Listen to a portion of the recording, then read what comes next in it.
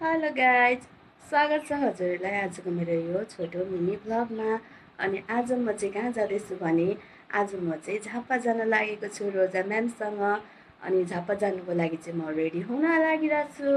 अब एकछिनमा सिटी आउनुहुन्छ लिन, अनि फेरि ढिलो हुन्छ, त्यही भएर अब म छिटो छिटो रेडी भएर हजुरहरूलाई देखाउने छु। हस् गाइज, म चाहिँ रेडी भइसकेको छु, यहाँनिर देख्न सक्नुहुन्छ हजुरहरूले। अनि यता चाहिँ मेरो छोरा छ, अनि छोरा पनि रेडी भइसकेको छ। अनि यता आमा पनि रेडी भइसकेको। अब रोजा म्याम आउनुभएको छैन, अनि सिटी पनि लिन आइपुग्नु भएको छैन। अनि सिटी लिन आइसकेपछि चाहिँ अनि हामीहरू जान्छौँ। अहिले भरे रोजा म्यामसँग भेटेपछि हजुरहरूलाई देखाउँछु। हस्, अहिले चाहिँ यति नै रेडी भइसकेको छु म चाहिँ, देख्न सक्नुहुन्छ।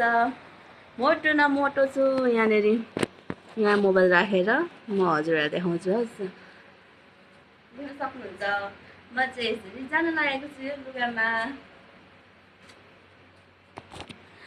कतिको मोटो छु म।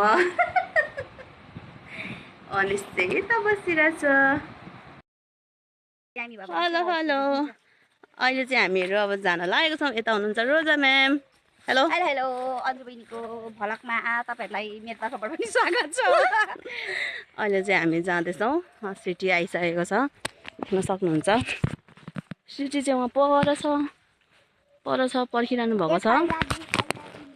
अनि हामीहरू चाहिँ जाँदैछौँ। Okay, by by guys. अब चाहिँ